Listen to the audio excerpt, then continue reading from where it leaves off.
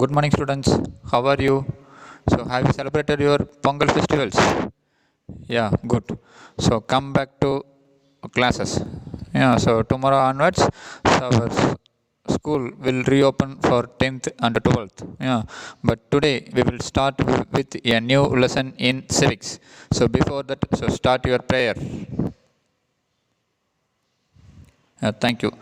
நான் ஒரு நல்லாசிரியர் நான் உங்களுக்கு தாயாகவும் தந்தையாகவும் இருந்தும்படியாக அன்போடு கல்வியை போதிப்பேன். நான் ஒரு நல்லாசிரியர் நான் உங்களுக்கு தாயாகவும் தந்தையாகவும் இருந்தும்படியாக அன்போடு கல்வியை போதிப்பேன். நான் ஒரு நல்லாசிரியர் நான் உங்களுக்கு தாயாகவும் தந்தையாகவும் இருந்தும்படியாக அன்போடு கல்வியை போதிப்பேன். Okay, students, take your social science book and come to page number 269. Yeah, Unit 4, India's Foreign Policy. So in our previous unit in civics, we discussed about the government. So first we discussed about our constitution, Indian constitution. Then second unit, third unit, we discussed about our government. So both the central government and state government. Yeah. So in next unit, fourth and fifth unit, we will discuss about India's policy. Yes, India's foreign policy. So how we have maintained a relationship with other countries. So what type of relationship we are maintaining with other countries. So India have a good name among world countries. So India is a peace-loving country. So India is a peace-loving country.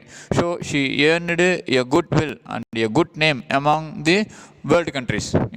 So what was its policy? So what was India's foreign policy? So common foreign policy. So from the period of after independence. So after independence, so what type of policy we have maintaining? So we have maintained.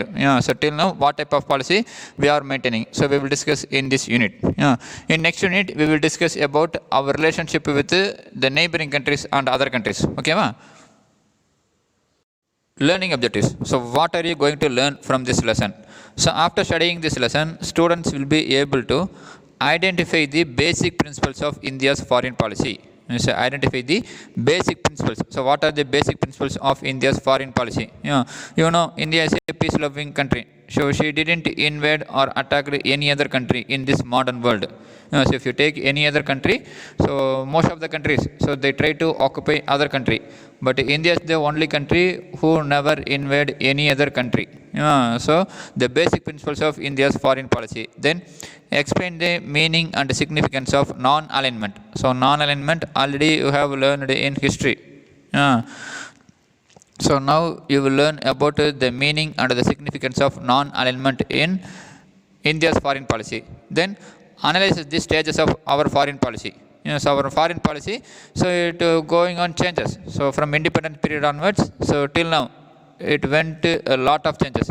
So say for example, so after independence for a few years we followed the policy of non-alignment, but later we have to collaborate with the Russia, so with the USSR.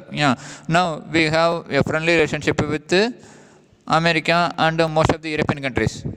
So the stages of our foreign policy, so the changes of our foreign policy. Then the importance of foreign policy. So explain the importance of foreign policy. Then finally recognize the difference between domestic policy and foreign policy. So domestic means the internal. So then foreign policy, external policy. So after studying this lesson, so students will able to identify the basic principles of India's foreign policy, explain the meaning and significance of non-alignment, analyze the stages of our foreign policy, explain the importance of foreign policy, recognize the difference between domestic policy and foreign policy. So students are going to learn these things only. So first the basic principles, then the importance of non-alignment, then the stages, the changes of our foreign policy, then importance of foreign policy, then the difference between domestic policy and foreign policy. So introduction. So define foreign policy. So foreign policy can be defined as a country's policy that is conceived. So conceived means so formed an idea, plan, etc. in your mind. So conceived means so formed an idea or a plan in your mind. So foreign policy is nothing but a country's policy that is planned, then designed and formulated. So formulated means to create or prepare something carefully. So country's policy. So foreign policy means that is a country's policy. So that is planned. So that is an idea formed and designed and formulated. So and it was created carefully. So to safeguard and promote her national interest in her external affairs. So foreign policy means so the country's policy that is planned, designed and created and prepared carefully to safeguard and promote her national interest in her external affairs. In the conduct of relationship with other countries, both bilaterally and multilaterally. So bilaterally means so just with a single country. So two countries. So bi means two. Multi means so more than two countries. So country's policy that is conceived, designed and formulated to safeguard and promote her national interest in her external affairs in the conduct of relationship with other countries, both bilaterally and multilaterally. So conceived, so planned, that is formed an idea or form a plan. So designed and formulated, so to create or prepare something carefully to safeguard and promote her national interest in her external affairs in the conduct of relationship with other countries. It seeks to secure the best interest of the people, territory and economy of the country. It expects, it seeks means it expects to secure, to make sure the best interest of the people, both in case of territory and in case of economy. It is a direct reflection of country's traditional value and overall national policies, her aspirations. So aspirations, a strong desire to have or do something. So aspiration means a strong desire. So foreign policy is a direct reflection of country's traditional value and overall national policies, her aspirations and self-perceptions. So nations have also been interdependent. So no country will act alone, will be working alone. So all the countries are interdependent. So each other so depend on other countries. So every country is dependent on other countries for various things. So say for example, India, so we are depending on Arabian countries for petroleum, and also we are buying weapons. So from countries like Israel, Russia, America. So all the countries are interdependent. Interdependence has been an incontrovertible fact of international relations. So incontrovertible means so that is true and cannot be disagreed with or denied. So incontrovertible means it is true and it cannot be disagreed. So interdependence has been incontrovertible fact of international relations. So foreign policy, so nothing but a country's policy that is conceived, designed and formulated to safeguard and promote the country's interest in her external affairs, so in conduct of relationship with other countries. So what are the main tools of foreign policy? So the main tools of foreign policies are treaties and executive agreement. So whenever our prime minister or our ministers, external ministers or president, so visit other countries means they sign a lot of treaty and lot of agreement. So often you heard in news. So whenever our prime minister so visited foreign countries means you heard that there was some agreement signed between the countries. So the main tools of foreign policy are treaties and executive agreements. Then appointing ambassadors. So appointing ambassadors. So ambassadors.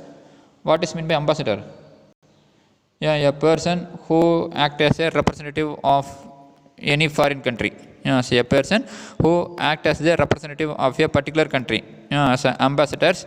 Then foreign aid, so foreign help. So sometimes we get help from foreign countries or sometimes we provide help to other countries. So whenever, say for example, whenever there is any disaster in any country means, so we are providing fund. So that is the foreign aid. Then international trade, so trade activities and armed forces. So we have already, I told now that we are buying some weapons from foreign countries. And sometimes so our Indian army and some other countries army are practicing, so are doing so military exercise. So have you heard about that? So our Indian army sometimes had the military practice, so the military exercise with foreign countries, so like with Japan, so America, like that. So the main tools of foreign policy are treaties and executive agreements, appointing ambassadors, foreign aid, international trade and armed forces. So the main tools of foreign policy are treaties and executive agreement, then appointing ambassadors, foreign aid, international trade and armed forces. So which government ministry is responsible for the conduct of foreign relations of India? So there is a separate ministry called Ministry of External Affairs of India, also known as Foreign Ministry. So there is a ministry called as Ministry of External Affairs of India. So their responsibility is to maintain a good relationship with other countries. So they are responsible for the conduct of foreign relationship of India. The Foreign Service Training Institute, which is located in New Delhi, established in 1986, provides training for the officers of Indian Foreign Service, IFS. So they are equal in rank with IAS and IPS. So the Foreign Service Training Institute, which is located at New Delhi, established in 1986, provides the training for officers of IFS, Indian Foreign Services. So the Ministry of External Affairs. So who is the present Minister of External Affairs? You can see in this slide. Who was he? Jaishankar. Then who is our Internal Affairs Minister? Check it and tell me. Okay, ma? So the Constitution of India 1950. Our constitution came into force in the year 1950. So in that Article 51. So Article 51. It comes under the directive principles of state policy. So can you remember? So just turn the unit 1. So from Article 36 to 51, it deals with the directive principles of state policy. So the policies, so that should be followed by the state, the government. So among the articles from 36 to 51, so Article 51 lays down the directive principles of India's foreign policy. So Article 51 says about India's foreign policy. It says that the state shall endeavor. So endeavor means an attempt to do something, especially something new or difficult. Okay, so endeavor means an attempt to do something. So the state shall endeavor. So the state should attempt to do something, that is to promote international peace and security. So to promote international peace and security. So state means here it's government. So the government should make an attempt to promote international peace and security. Then maintain just and honorable relationship between nations. So the state should make effort to maintain a honorable relationship between nations, between countries. Then foster respect for international law and international organization. So foster means to encourage. So encourage respect for international law and international organizations like UNO. Then encourage settlement of international disputes by arbitration. So encourage settlement. So solve the problems, solve the international problems by arbitration. So arbitration means official process of settling an argument or a disagreement by somebody who is not involved. So arbitration means official process of settling an argument. So official process of settling an argument or a disagreement by somebody who is not involved. So the Article 51 so lays down directive principles of India's foreign policy. So the state shall endeavor an attempt to do something. So the state shall make sure, so it make an attempt, so to promote international peace and security, maintain just and honorable relationship with other countries, then foster, that is encourage respect for international law and international organization, then encourage settlement of international disputes by arbitration. Then the main objectives of our foreign policy. So the main tools of foreign policy we have discussed already. Now the main objectives of our foreign policy. First, national security. So we gave importance to our security. So we gave importance to our country's security. Then national prosperity. So prosperity, so our pride. So our pride and culture. Then increasing the number of friendly nations. So first national security. So the main objectives of our foreign policy. First national security, then national prosperity, then increasing the number of friendly nations. So increasing the number of friendly nations. Then achieving world peace and enable every nation to peacefully coexist. So achieving world peace and enable every nation to peacefully coexist. Then economic development. So the main objectives of our foreign policy were first national security, then national prosperity, increasing the number of friendly nations. So first give importance to national security. So security is far most important. Then give importance to nation's culture. So nation's prosperity, pride. Then try to increase the number of friendly nations. Then achieve world peace and enable every nation to coexist peacefully. So achieve world peace and enable and help other countries to coexist peacefully. Then economic development. So these are the main objectives of our foreign policy. Then Panchashil. So have you heard about this term Panchashil? So Panchashil, so derived from this Sanskrit word. So Panch means 5 and Shil means virtues. So virtues, principles. So derived from Sanskrit word. So Panchashil means it is derived from the Sanskrit word Panch. So Panch means 5, then Shil means virtues. So the 5 principles of peaceful coexistence, Panchashil, between Indian Prime Minister. So who was the Prime Minister of India during that time? Means it was Jawaharlal Nehru. And the Chinese Premier, so Chu Enlai. So the 5 principles of peaceful coexistence, Panchashil, shined between India, Prime Minister Jawaharlal Nehru, and China, Premier Zhou Enlai on 28th April 1954. So it is stated that the two governments enter into an agreement based on 5 principles. So the 5 principles of peaceful coexistence, Panchashil, between India and China was signed on 28th April 1954. It stated that the two governments entered into an agreement based on the 5 principles. So these principles were incorporated into the Bandung Declaration. So Bandung, so a place in Indonesia. So these principles were incorporated in the Bandung Declaration signed in the Afro-Asian Conference held in 1955 in Indonesia. So the 5 principles, so signed between India and China. It was signed on 28th April 1954. But these 5 principles were incorporated in the Bandung Declaration signed in the Afro-Asian Conference held in 1955 in Indonesia. So what are the 5 principles? Panchashil means, so 5 principles. So what are the 5 principles? So first, the mutual respect for each other's territorial integrity and sovereignty. So mutual means, so shared by 2 or more people. So equally shared. So mutual respect for each other's territorial integrity. So integrity, so state of being whole and not divided.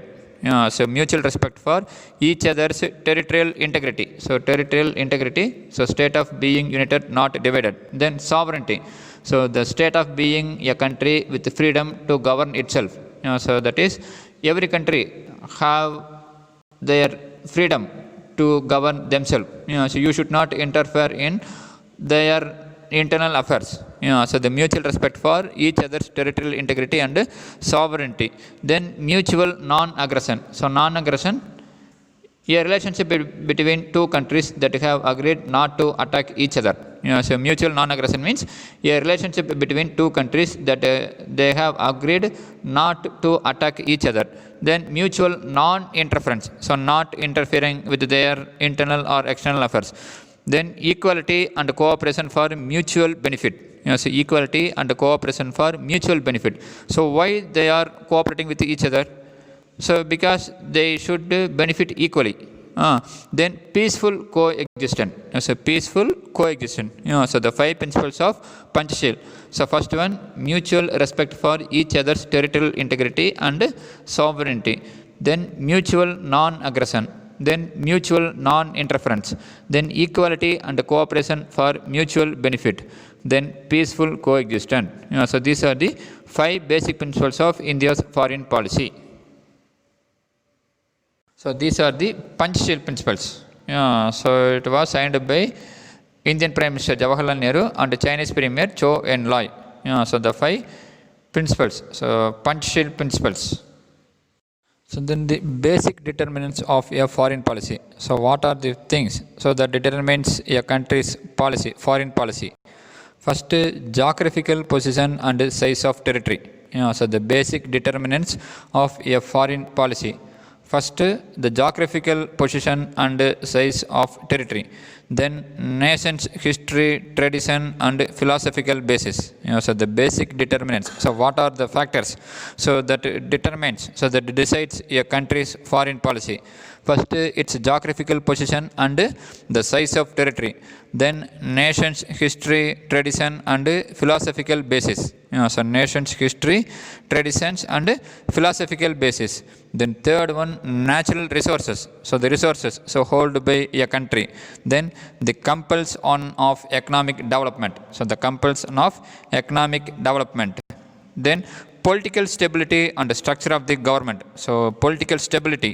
So if the government, if there is a continuously elected government, so for minimum period of 10 years means, then the policy is continuing, but often the government changes means, so there is the change in their policy. So political stability and the structure of government. So structure means, so what type of government? So democratic or communist or autocratic. So like that. So the political stability and the structure of government. Then the necessity of peace disarmament. So disarmament means the fact of a country reducing the size of its armed forces or the number of weapons, especially nuclear weapon that it has. So disarmament means, so reducing the number of its weapons or reducing the size of its armed forces. So the necessity of peace, disarmament, and non-proliferation. So proliferation means a limit to increase the number of nuclear and chemical weapons that are produced. So non-proliferation means a limit to increase the number of nuclear and chemical weapons that are produced. So the necessity of peace, disarmament, and non-proliferation of nuclear weapons. Then military strength. So the fact that determines a country's foreign policy. So the military strength. Then international milieu. So milieu means, so social environment that you live or work in. So international environment. So the basic determinants of foreign policy. So the geographical position and size of the territory. Then nation history, tradition, and philosophical basis. Then natural resources, the compulsion of economic development, political stability and the structure of government, the necessity of peace, disarmament, and non-proliferation of nuclear weapons, military strength, then international milieu. So next, India's foreign policy in 1950s and 1960s. That is after independence. So India's foreign policy in 1950s and 1960s. So till now we discussed about the definition for foreign policy, the main tools of foreign policy, then the main objectives and the basic determinants of foreign policy. So along with we discussed about the Panchshil. So the foreign policy in 1950s and 1960s. The period from independence through 1950s and 1960s constituted the most idealistic phase. So idealistic means having a strong belief in perfect standard and trying to achieve them even when this is not real. So having a strong belief in perfect standard and trying to achieve them even when this is not realistic. So the period from independence through 1950s and 1960s constituted the most idealistic phase of India's foreign policy under the guidance of India's first Prime Minister Jawaharlal Nehru. So the period from independence through 1950 and 1960 constituted the most idealistic phase of India's foreign policy under the guidance of India's first Prime Minister Jawaharlal Nehru. So he was considered the chief architect of India, modern India. So because after independence, so he was the Prime Minister of our country nearly for 17 years. So he decides our foreign policy after our independence. The new nations, especially African and Asian countries that got independence after the long period of colonial struggle found themselves in a very difficult situation with respect to economic development. Yeah, so the new countries, so after World War II, so due to the process of decolonization, so many countries, so many African and Asian countries began to got independence from the control of Europeans. Yeah, so already the Europeans, so they were crushed the economy. So they are struggling. So they are struggling with the newly independent countries. So it was necessary to align with either of the blocs, United States of America or Union Soviet Socialist Republic. So that is the Cold War. So the new nations that got independence after the long period of colonial struggle found themselves in a very difficult situation with respect to economic development. So it was necessary to align, to join with either of the bloc, either with the USA or with the USSR. So Nehru, India's first Prime Minister, was opposed to the rivalry of the two superpowers. So the countries who got independent, so newly independent countries have only two choices: either they have to join with Russia or with America. But India's Prime Minister, so he opposed the rivalry of the two superpowers, America and Russia, because he thought that they were trying to extend their influence over the newly emerging nations of Asia and Africa. So Nehru thought that America and Russia, so they were trying to extend their influence over the newly emerged countries of Asia and Africa. So he chose the path of non-alignment. So Nehru chose the path of non-alignment. So non-alignment means so not aligning with any bloc, so either with Russia or America.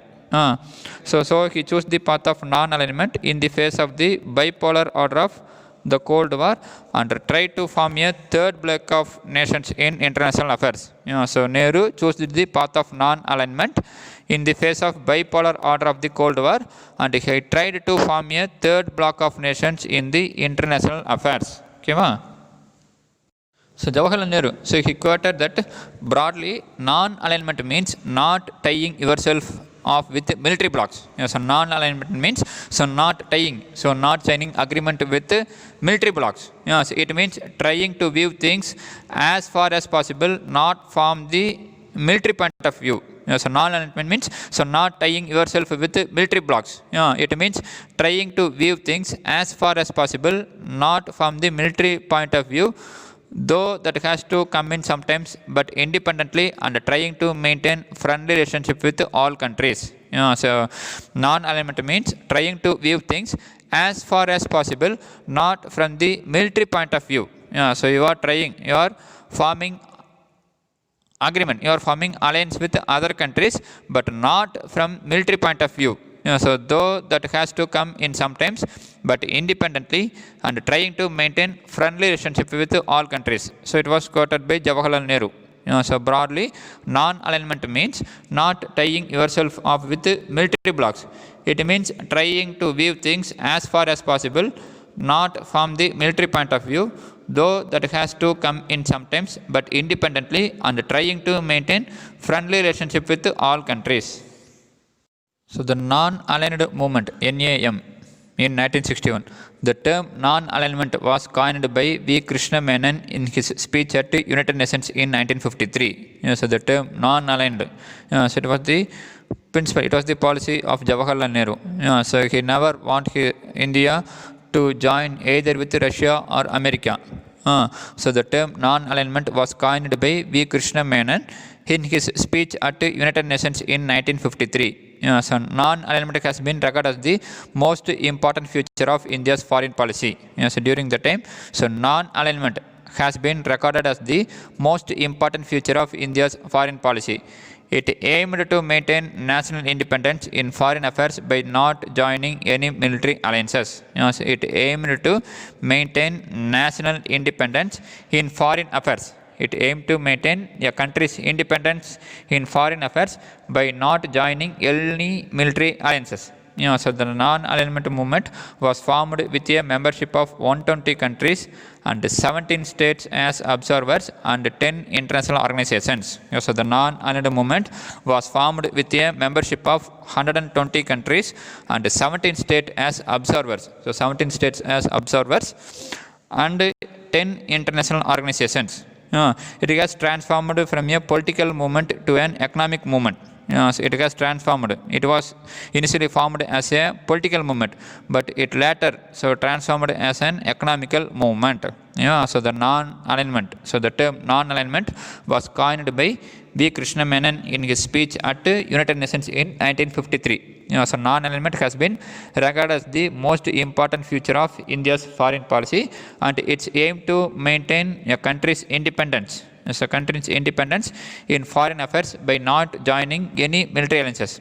So the non-aligned movement was formed with a membership of 120 countries and 17 states. So 17 countries as observers and 10 international organizations. So now it has transformed from a political movement to an economical movement. Then who were the founding fathers of non-aligned movement? So first, Jawaharlal Nehru of India, Tito of Yugoslavia, Nasser of Egypt, Sukarno of Indonesia, Kwame Nkrumah of Ghana. So they were the founding fathers of NAM.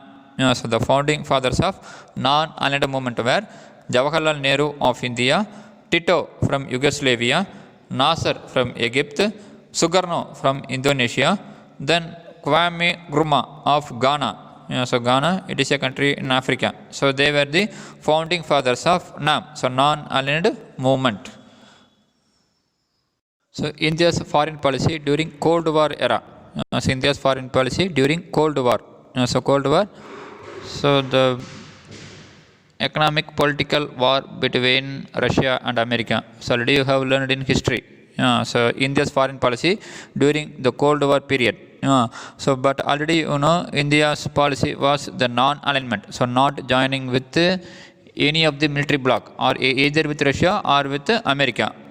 So but the non-alignment routes did not prevent India from entering into an alignment with the Soviet Union by the Indo-Soviet Treaty of 1971. So the non-alignment routes did not prevent India from entering into an alignment with the Soviet Union. So already our policy during 1950s and 1960s was not signing or not joining with the military alliances like Russia or America.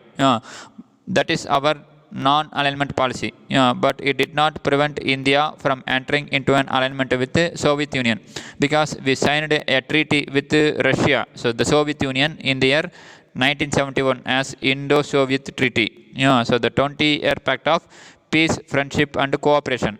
So then India embarked to start to do something new or difficult. So then India began to start a new thing on a substantial program. So substantial means large in amount, value or importance. So already India's policy was non-alignment. So that is not joining with any military blocs. So that is with Russia or America. But we have signed a treaty with Russia, Indo-Soviet Treaty, in the year 1971. So from that period onwards, India began to start. So India starts to do something new. India start to do things newly. So that is, she began to modernize her military forces. So till 1971, she didn't join with any military blocs. But in the year 1971, there is a change in India's foreign policy. So India signed a pact. So signed the Indo-Soviet Treaty in the year 1971. So India embarked on a substantial program of military modernization. So why means already we want to maintain friendly relationship with other countries, but some of the neighboring countries of India, so like India and like Pakistan and China, so they attacked our country. So because our military was not that much powerful during that time. So in order to strengthen our military, so India changes its foreign policy, so the non-alignment policy, and she signed the agreement with Russia. So in order to modernize her military, so she signed the agreement, so the treaty, Indo-Soviet Treaty of 1971 with Russia. Okay, so that's why we have a change in our foreign policy. In 1974, India conducted its first nuclear test at Pokhran. So Pokhran, it is a place in Rajasthan. So in 1974, India conducted its first nuclear test at Pokhran under subterranean. So subterranean means under the ground. So India conducted its first nuclear test at Pokhran under the ground. So under the subterranean nuclear explosion project in response to China's nuclear test in 1964 at Lop-Nor. So China conducted its first nuclear test in the year 1964. Already we had a war with China in the year 1962. So China conducted its first nuclear test in the year 1964 at Lop-Nor. So in the year 1974, India conducted its first nuclear test at Pokhran under the subterranean nuclear explosion project. Okay, so the changing global conditions determine the foreign policy. So the changing global conditions determine the foreign policy.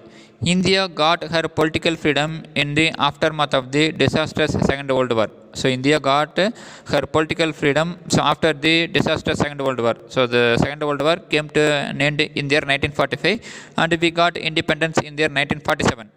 So we got independence. So aftermath of the disastrous Second World War. And India had to be redeemed. So redeemed means to make something less bad. So India had to be redeemed from acute poverty, illiteracy, chaotic. So chaotic means in a state of complete confusion and lack of order. So we got independence. So after the disastrous Second World War. So India have to come back. So from the acute poverty. So our people were in very economically poor condition and illiteracy. So most of our Indians, so most of our people during independence were illiterate. Then chaotic. So chaotic, so state of complete confusion. So the social economic conditions were in a stage of complete confusion. So we don't know. So what type of economic policy we have to follow. So either we give importance to agriculture, either we have to give importance to industries. So there is a lot of confusion. So hence our new nation could not afford to military entanglements and military alliances. So since India economic condition and social conditions was very poor, was in a confused stage, we could not gave importance to the military entanglements. So entanglements, a difficult or complicated relationship with other person or country. So entanglement means a difficult or complicated relationship. So our new nations could not afford to military entanglements and military alliances. Avoidance of military blocks was then not an option but a necessity. So during the year 1950s, 1960s, we chose the policy of non-alignment. Why means because our social and economic condition was in the stage of confusion. So was in the extreme poor stage. So people are poor. So we have poverty and we have to eradicate our illiteracy. So during the time it was not important to give importance to military. So the avoidance of military blocks was then not an option, but it is necessary. Non-alliance did not mean neutrality. So non-alliance it does not mean neutrality, but the freedom of nations to decide issues independently. So non-alignment means does not mean neutrality. That is, some thought that a non-alignment means so not joining with Russia or America, but stand neutral. It does not mean it is neutral. But it is the freedom of nations to decide on issues independently. Why means because during the time America and Russia they tried to extend their influence in the countries, so newly independent countries. So non-alliance did not mean neutrality, but the freedom of nations to decide on issues independently. Non-alliance did not mean demilitarization of nations. So non-alliance means demilitarization. So demilitarization means so reducing the military forces. It was meant to ensure de-escalation of conflict and tension. It means reduce the conflict and tension. Even whether discarding the non-alliance, India could enormously strengthen her defense system and could become a nuclear power. So even with discarding the non-alliance, India so strengthened her defense system and could become a nuclear power. because in the year 1974 we have conducted our nuclear test. So flaws and fault. So flaws or fault. So mistakes in details of foreign policy have been addressed time and again, but India's basis of foreign policy is still in force. So flaws or fault in details of foreign policy execution have been addressed time and again, but India's basic policy. So there are some fault. So there are some criticisms. So in India's policies, have been addressed. But India's basic policy of non-alignment. So non-alliance is still in force. So there are flaws or fault. So flaws or fault means, so flaws, a mistake in something, that means that is not correct or does not work correctly. So flaws, that is the mistake or fault in details of foreign policy execution, have been addressed in time and again, but India's basic policy of non-alliance is still in force. So new developments in the 1990s and the 20th century. So new development. So 1990s, that is after the Cold War. So during the 1990s, along with the fall of Soviet Union, a new global economic order, LPG, so liberalization, privatization and globalization, so which we have discussed in economics. During the 1990s, along with the fall of Soviet Union, a new global economic order, liberalization, privatization and globalization emerged with the support of Western powers. India entered into agreement with Global Economic Forum, so GATT, and entered into bilateral, trilateral and multilateral agreement. So during the 1990s, along with the fall of Soviet Union, a new global economic order, LPG, liberalization, privatization and globalization emerged with the support of Western powers. That is, with the support of Western powers means with the countries of European. So West European countries. So India entered into pact with the Global Economic Forum, so GATT, and entered into bilateral, trilateral, multilateral agreement. Its nuclear experiment resulted in intimidatory reactions from the Western world. So intimidatory means intended to threaten or threaten. So its nuclear experiment. So India's nuclear experiment resulted in intimidatory reaction from the Western world. So this shift in India's policy manifested in various ways, such as better relationship with China. So the shift in India's policy manifested in various ways, such as better relationship with China, that is the Look East policy 1992. So after the Indo-China War 1962, India had not a good relationship with China. So now, as per the Look East policy, which was introduced in the year 1992, so we have to maintain better relationship with China. Then the second nuclear test at Pokhran in Rajasthan in the year 1998. So the second nuclear test at Pokhran in the year 1988. So when was India's first nuclear test conducted? In 1974. Then defense procurement relationship with Israel. So defense procurement. So procurement means the process of obtaining supplies of something, especially for a government or an organization. So defense procurement relationship with Israel. Then energy diplomacy with Arab countries and Iran. So energy diplomacy with Arab countries and Iran. Then agreeing to US nuclear missile defense program and India's vote against Iran at the International Atomic Energy Agency. So agreeing to United States nuclear missile defense program and India's vote against Iran. So India voted against Iran at the International Atomic Energy Agency. So the shift in India's policy manifested in various ways, such as better relationship with China and the Look East policy 1992, the second nuclear test at Pokhran in the year 1998 in Rajasthan, defense procurement with Israel. So defense procurement relationship with Israel, then energy diplomacy with Arab countries and Iran, then agreeing to US nuclear missile defense program, and India voted against Iran at the International Atomic Energy Agency. Okay students, so today's class we have discussed our India's foreign policy up to 20th century. So what happened in India's policy in 21st century? So we'll discuss in tomorrow's class, and also we will discuss about the basic concept of foreign policy, India's foreign policy, then SAARC and So contemporary context. So the present situation. So in India's foreign policy. So today we discussed about the definition for foreign policy. So the country's policy that is conceived, designed and formulated to safeguard and promote her national interest in her external affairs in the conduct of relationship with other countries, both bilaterally and multilaterally. Then we discussed about the main tools of foreign policy, then the main objectives of foreign policy. Then we discussed about Article 51, so which lays down the directive principles of India's foreign policy. Then we discussed about Panchsheel. So how many principles are there in Panchsheel? 5 principles. Then we discussed about the basic determinants of a foreign policy. Then India's foreign policy. So we have discussed almost 3 periods.